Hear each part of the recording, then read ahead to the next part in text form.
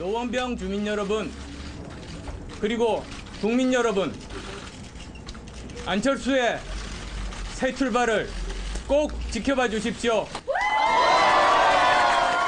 일단은 노원 지역 인사부터 드리는 것이 순서겠습니다. 먼저 다 드리고 이제 국회에서 처음 이제 준비 기간들을 거친 다음에 향후 계획에 대해서는 말씀드리겠습니다. 선거 기간 내내 저에게 말씀하셨던 영도를 좀 발전시켜달라. 그리고 박근혜 대통령을 잘 도와서 박근혜 대통령 정권이 빨리 안정적으로 출범할 수 있게 해달라는 그런 말씀을 제가 명심해서 제가 당에 국회 가는 대로 제 역할을 찾도록 하겠습니다. 지금 서민 생활이 대단히 어렵습니다. 또 북핵 문제라든가 여러 가지 글로벌 경제 위기 대단히 어렵기 때문에 우리 박근혜 정부가 성공할 수 있도록 우리 새누리당이 열심히 일을 해야 될 것이고, 저도 이제 국회에 올라간다면, 진출한다면 그러한 역할을 소홀함이 없도록 열심히 하겠다는 말씀을 드리겠습니다. 네, 어느 선거나 다 어려운 선거고 예. 언제 이기든 이기는 거는 참 좋은 것 같습니다. 이 세 사람 당선자들의 당선의 편 같이 들어봤는데 네. 전국 전반에 대한 분석해드리겠습니다. 네, 배은희 새누리당 전 의원, 강석진 전 서울신문 편집국장, 김한정 전 청와대 제1부속실 실장, 배종찬 리서치 본부장 함께합니다. 어서 오세요. 안녕하십니까. 예, 배은희 의원님은 그 초선은 비례대표를 하셨던가요? 예, 비례대표였습니다. 그래도 당선됐다고 딱 할 때 또 기분이 남달라요? 아유, 그렇죠. 그리고 국회 본회의장 들어가서 처음 이제 의정활동 시작할 의원 선서하고. 때, 네, 그럴 때 굉장히 느낌이 비장해지죠. 예. 그럼 당선하신 분들은 오늘 가서 선서하시나요? 언제 하시나요? 오늘 국회가 있는 걸로 아는데 그렇지 않을까 싶거든요. 네. 예. 뭐 의사 일정을 조정할 수도 있겠고. 예. 근데 그렇죠. 선서 안 하더라도 의원 신분은 그 당선 직후부터 네, 바로 시작이 됩니다. 법률적으로는 네. 의원 신분이 되는 거예요. 네. 예. 예, 의원 선서는 이제 일종의 이제 그걸 뭐라 그럽니까? 통과의례. 예, 통과의례 의전. 그렇게 봐도 되겠습니다. 자, 그런데 이 세 사람이 이제 이 진입을 함으로써 의석수도 약간 변동이 있습니다만 그보다는 정치권 전반에 상당한 변화를 몰고 올 가능성이 높다. 이렇게들 전망하지 않습니까? 예. 강석진 평론가 어떻게 보십니까? 저는 어저께 그 결과를 보면서 박근혜 대통령이 상당히 안도했겠다. 이렇게 봤습니다. 왜냐하면 어저께 선거는 전 3고 선거라고 봅니다. 투표율도 높았고 네. 득표율도 높았고 2위하고의 격차도 컸고 그래서 3고 선거라고 생각을 하는데 그런 점에 있어서 우선에 좀 최근에 지지율이나 인사파동 뭐 등등 고민이 컸을 텐데 한숨 돌리지 않았을까. 그래요? 예, 그렇게 생각을 하고 두 번째로는 역시 최대의 관심은 안철수의 왕의 귀환이라고 생각을 합니다. 김한규 예. 실장님. 네. 김대중 대통령을 가까이서 오랫동안 모셨죠? 예, 그렇습니다. 보통 대통령들은 국정에 전념하느라고 뭐 선거 결과에 일희일비 안 한다고 그러는데 실제로 그런가요? 속사정은 안 그렇죠. 국회가 도와줘야 되죠. 예, 예. 그래요? 네, 그렇습니다. 네. 이 법률이 허용하는 범위 안에서? 그렇습니다. 네. 그래요. 이번 결과를 어떻게 보십니까? 예상대로인 것 같습니다. 네. 예상하고 끝나지 않았습니다. 하나 특이할 것은 네. 유례없는 안보 위기 속에서 상당히 평온한 선거를 치렀다. 아하. 그리고 잡음이 없는 깨끗한 선거를 치렀다. 네. 상당히 이 부분은 높이 평가해야 될 부분이 아닐까. 우리 국민들의 성숙된 민주의식 네. 이번에 보여주었다고 생각합니다. 특히 젊은 층들도 사전투표를 통해서 많이 참여했던 것은 상당히 중요한 변화 아닌가 이렇게 생각합니다. 말씀 듣고 보니까 정말 이 안보 위기 속에 치러진 선거인데 네. 무슨 옛날 같은 색깔론 공방은 거의 그렇습니다. 없었던 네. 것 같아요. 그렇습니다. 이건 굉장히 중요한 변화인데. 예. 예, 알겠습니다. 배종찬 본부장 어떻게 보십니까? 네, 이번 같은 경우 안보 이슈가 있었지만 색깔론으로 특별히 지역구에 침투될 수 있을 만한 그런 이슈는 아니었던 것으로 보이고요. 세 가지 변화가 있을 것으로 보입니다. 하나는 이 안철수 당선자가 이제 국회로 입성함으로써 야권의 본격적인 변화도 기대되고 있지 않습니까? 정치 쇄신이라고 하는 키워드가 떠오를 수밖에 없고요. 또 여권에서는 김무성 그다음에 이완구 이 두 거물 정치인들이 다시 원내로 복귀하면서 당내의 어떤 세력 재편도 이루어질 수 있는 부분이고 이런 변화가 있어요. 또 하나는 이번 재보궐선거를 통해서 사전 투표제라고 하는 어떤 제도 그리고 이제 투표 시간 연장에 대한 요구도 앞으로 있지 않겠습니까? 예. 그런 부분들 그리고 그 기초의원, 기초단체장에 무공천해야 된다라는 정당 공천을 폐지해야 된다 이런 제도의 변화도 그래서 총 3가지의 변화가 앞으로 있을 것으로 예상됩니다. 조금 나눠서 한번 살펴볼까요? 예. 우선 이 새누리당부터 말이죠. 이배훈 의원님, 뭐 두 거물 정치인이라고 보통 표현하는데 이 두 분이 이제 그 새누리당의 그 국회의원이 됐어요. 네. 당이 좀 변화가 있을까요? 당에서 아무래도 변화가 있을 것 같습니다. 예. 김무성 의원님은 좌타가 공인하는 정말 정치력과 지도력이 굉장히 있는 분이시고 그 당내에서 위치도 굉장히 더 확고해 주실 것 같고요. 네. 그다음에 이번에 선거 결과가 굉장히 그 득표율이 높죠. 네. 그러니까 국민들이 확실히 밀어줄 사람 밀어준 것 같거든요. 그래서 항상 이 국민들의 선택이 참 놀라운데요. 저는 이번 이 선거 결과를 보고도 국민들은 우리한테 숙제를 주셨다. 예. 그 숙제를 내주셨는데 정치권에서 그걸 정말 잘 해석하고 숙제를 잘 나가야 될 거다라는 생각이 듭니다. 예. 예. 김무성 의원이 이제 당선이 확정된 후에 당선 소감을 밝히면서 현 정부의 성공을 위해서 대통령을 위해 만들기 위해 노력했던 친박들이 힘을 뭉쳐야 한다라는 말을 했어요. 어떻게 보세요, 그 말? 저는 예. 김무성 의원이 당분간 굉장히 조심 내진 조신하게 접근을 할 걸로 보입니다. 예. 과거에 탈박할 때의 경위나 또 복박할 때의 경위나 또 그때 박근혜 대통령께서 친박 내에 좌장은 없다라고 굉장히 칼 같은 말씀도 예. 하셨고 그랬기 때문에 김무성 의원은 상대적으로 굉장히 조심조심 접근을 할 것 같고요. 어저께 그 당선 소감을 보니까 이완구 의원은 백제의 부흥을 위해서 노력하겠다고 하셨는데 예. 갑자기 의자왕 아들이 오셨나 그랬습니다만은 이완구 의원은 조금 의욕을 보이실 것 같습니다만은 예. 역시 그래도 관심의 초점은 김무성 의원인데 네. 조심스럽게 접근할 걸로 저는 그렇게 보고 그래요. 있습니다. 잠깐 말씀이 나왔습니다만은 박근혜 대통령은 이른바 뭐 2인자, 좌장 네. 이런 사람을 인정하지 않는다고 알려져 있잖아요. 네. 그런데 뭐 역대 대통령들도 다 비슷했던 것 아닌가 그런 생각이 좀 드는데 어떻게 보세요? 그렇죠. 특히 집권당 경우에는 네. 대통령이 특정인을 의식할 경우는 분란이 생기죠. 네. 그리고 정치 생리상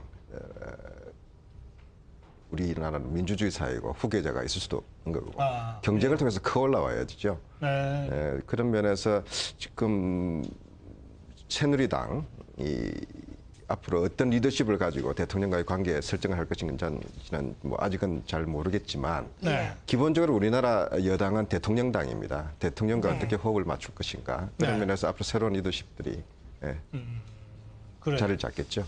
예. 그러고 보니까 김영삼, 김대중 두 분이 늘 왜 후계 안 키웁니까? 그러니까 알아서 커야지. 정치는 알아서 크는 거지. 예. 그렇게 얘기들. 김영삼 대통령 때는 조금 다른 케이스가 있었죠. 그때 당시에 일본 경제신문하고 인터뷰에서 깜짝 놀랄 만한 젊은 사람이 저 뒤를 이을 것이다라고 말을 했어. 그때 그래요. 이인재 의원이 갑자기 부상하지 않았습니까? 예. 그리고 그 김영삼 대통령이 이인재라는 이름을 말을 한 건 아니고 예. 근데 예. 이제 그냥 언론이 추측을 그렇게 해서. 예, 그 워딩이 이인재 의원을 가리킨 걸로 이제 추정이 되면서 네네. 그렇지만 결과는 그렇게 썩 좋지는 않았죠. 네. 뭐 대통령이 만들려고 해서 뭐 된 경우는 거의 없었던 것 같은데. 네, 그러고 그렇습니다. 보니까. 네. 그렇죠? 네. 예. 그 새누리당의 이제 변화가 예상된다고 그러셨잖아요. 네. 그러면 뭐 김무성 의원이 그러면 당 대표가 되나요? 유력한 후보로는 이제 네. 부상을 하실 것 같습니다. 네. 그리고 이제 새누리당이 이제 국회랑 정부와 대통령과의 관계 정립이 굉장히 중요하고 국민들도 이제 그런 면을 바라고 있지 않습니까? 네. 그러니까 국민의 여론이 당을 통해서 청와대로 가고 이런 네. 것들이 굉장히 필요한데 그런 부분에서 새누리당이 활력을 찾을 것 같습니다. 그래요. 근데 글쎄요. 뭐 당선 소감에서 아까 친박이 뭉쳐야 친박이 한다. 뭉쳐야 한다. 예. 지금 원내대표 선거가 진행 중인데 네. 거기도 보니까 뭐 친박 단일화 얘기가 있죠. 나오는데 예. 그러면서 박심 얘기가 나오고 이게 좋은 거예요? 어떻게 보세요?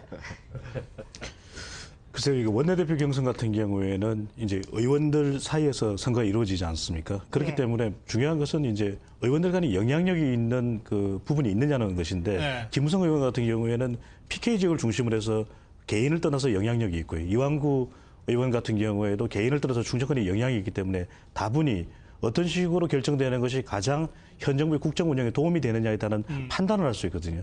이 두 사람의 어떤 의향이 상당히 영향을 미칠 수 있다고 보여집니다. 아니 박심이 있는 거예요?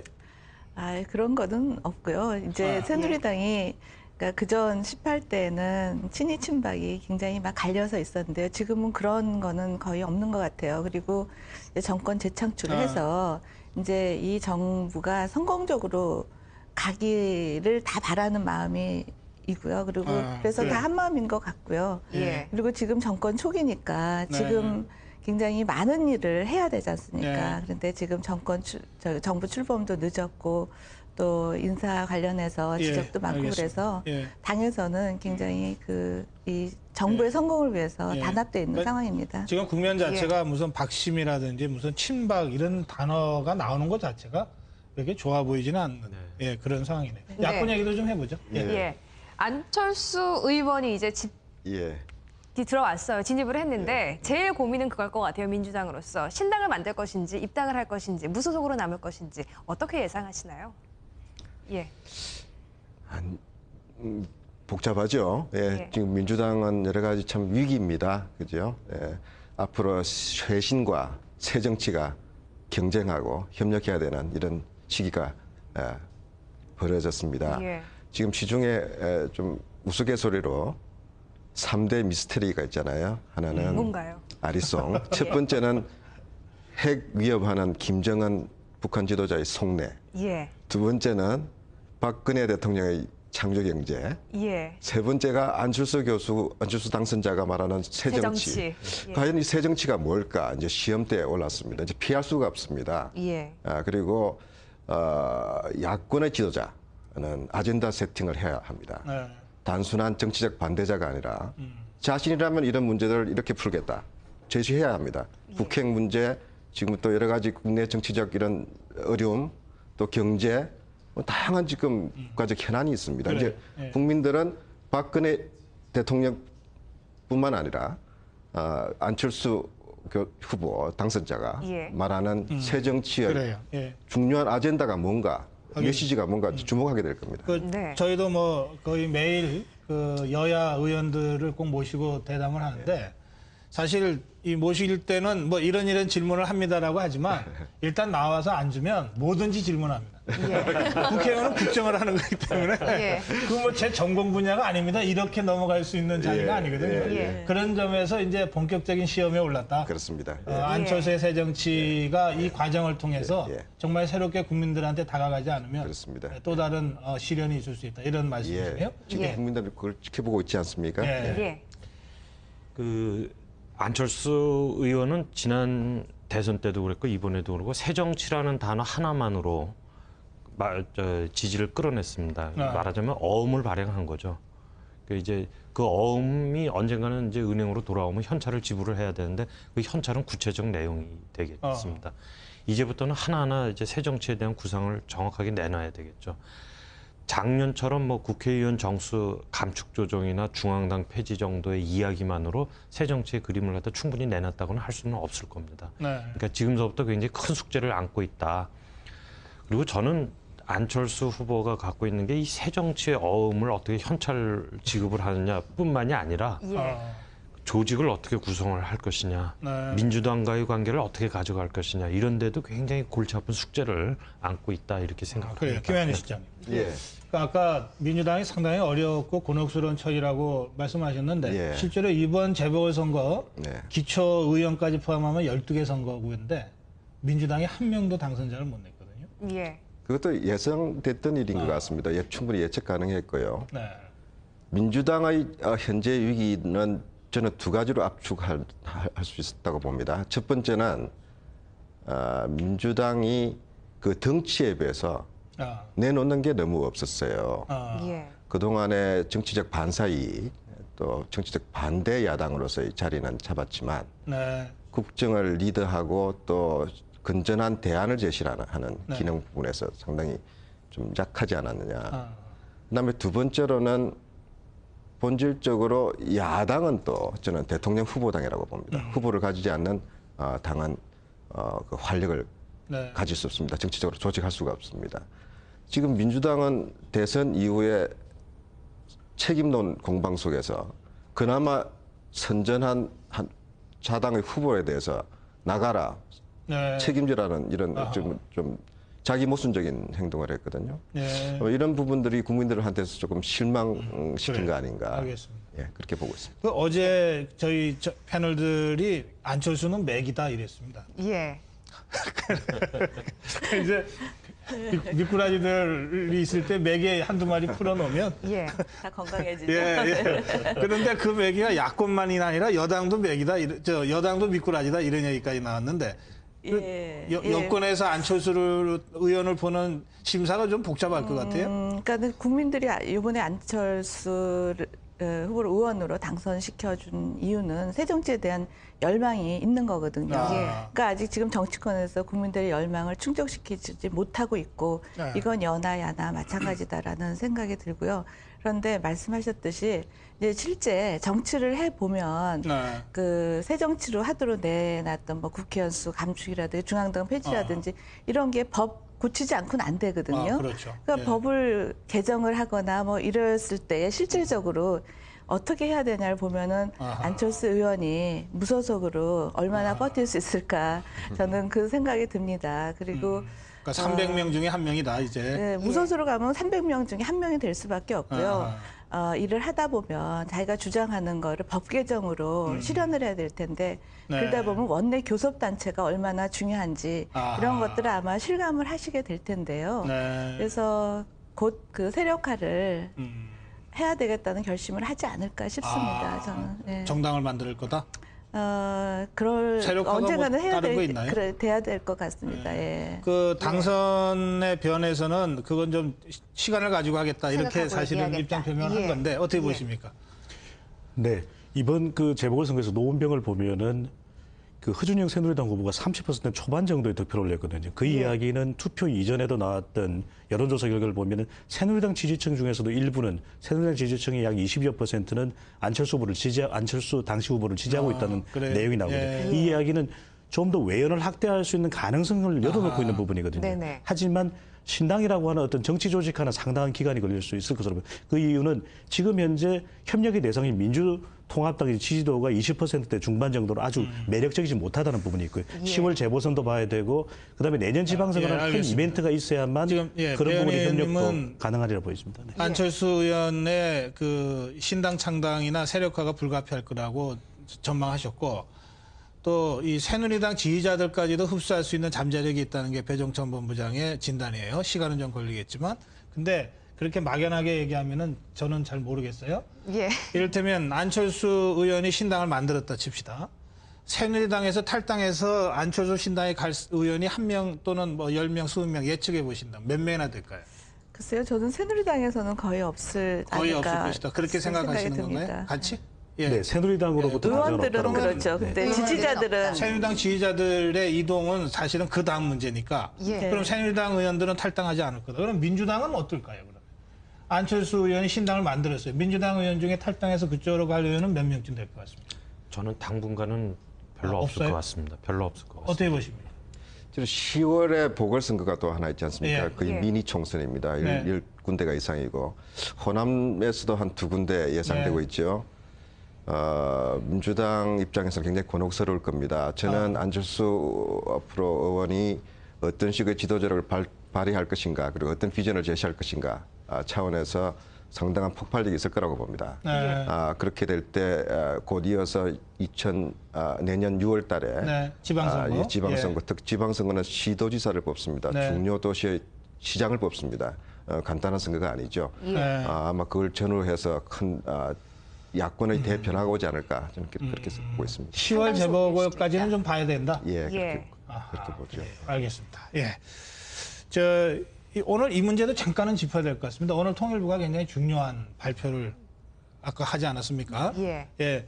내일까지 북한이 실무 대화에 응하지 않으면 중대 조치 조치를 취할 수 있다. 이런 것인데 뭐 개성공단 이 중단까지 포함한 중대 조치라고 이제 언론은 해석하는데 그렇게 될까요? 예, 저는 정부의 이번 대응이 굉장히 시의적절했다고 봅니다. 지금 실질적으로 일어나는 일을 지금 봐야 되는데 그 입주 기업들이 굉장히 지금 곤란을 당하고 있습니다. 이게 더 장기화가 되면 그야말로 다시 개성공단이 정상화돼도 들어가서 일할 기업이 없어지는 거거든요. 그래서 지금 정부에서 강력하게 북한의 메시지를 전달하고 이걸 지나면 계속 제가 말씀드린 것처럼 개성공단이 재개된다 하더라도 실질적으로는 폐쇄나 마찬가지 상황이 올 수가 있거든요. 그래서 이럴 때 특단의 조치를 강구를 해야 된다고 생각을 합니다. 예. 그 일종의 최후 통첩 같은 거죠, 지금? 대화에 응하지 않으면 중대 조치 취하겠다는 어법 자체가. 예. 예. 저는 지금 배은희 의원님 말씀하신 대로 타임리하다, 시의적절했다라고 하는 부분에 동의를 일부 하면서도 이 중단까지 가지 않도록 정부가 아주 신중하게 대화에는 임해야 되지 않나 이렇게 생각을 합니다. 왜냐하면 개성공단이 북한에 주는 이익도 크지만 남쪽에 주는 이익도 크고 그 이익을 넘어서서 남북한 간의 최후의 안전판 역할을 했던 거기 때문에 중대 조치까지 가지 않도록 북한도 응해야 되고 또 남쪽 정부도 좀 신중하게 접근했으면 좋겠습니다. 개성공단이 사실은 김대중 대통령의 햇볕 포용 정책의 산물로 만들어진 건데 좀 착잡하겠습니다. 김한정 씨. 그렇습니다. 지금 오늘 정부 대화 제의는 불가피하죠. 지금 너무 오래 끌었습니다. 20일간 끊었고요. 정치 이슈와 경제 이슈를 분리시키는 것은 올바른 전략입니다. 지금 안보 이슈, 핵 이슈하고 막 같이 묶여 있습니다. 개성공단은 분리하는 게 옳습니다. 다만 최후 통첩성 이런 제의는 북쪽 입장에서도 진정성이나 아니면 파탄을 위한 명분 쌓기 아니냐 이렇게 볼 수도 있는 부분이 좀 있어서 좀 걸립니다. 물 밑에서 어떤 조율이 있고 난 뒤에 발표가 된 것 같지는 않습니다. 그래서 좀 걱정이 되네요. 북이 어떻게 반응할 것인지. 왜냐하면 개성공단을 살려야 됩니다. 살릴수록 우리한테 이익입니다. 이익인 일을 우리가 추구하는 과정에서는 상당한 지혜가 필요할 거라고 봅니다. 조금 전에 그 통일부의 긴급 발표가 있어서 그 문제도 잠깐 짚어봤습니다. 오늘 말씀 여기서 마무리하겠습니다. 고맙습니다. 고맙습니다. 감사합니다. 수고하셨습니다. 감사합니다.